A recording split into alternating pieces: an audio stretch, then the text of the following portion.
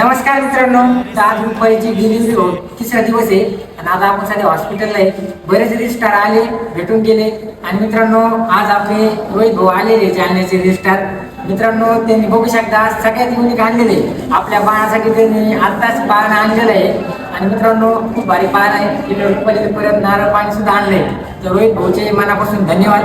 रोहित भाऊने आपल्यासाठी बाळाला भेटण्यासाठी आले म्हणून सफरचंद लय मोठे झाले बघा आमच्याकडे, त्याच्यामुळे नारळ पाणी आणले आता रोहित भाऊ बोलले.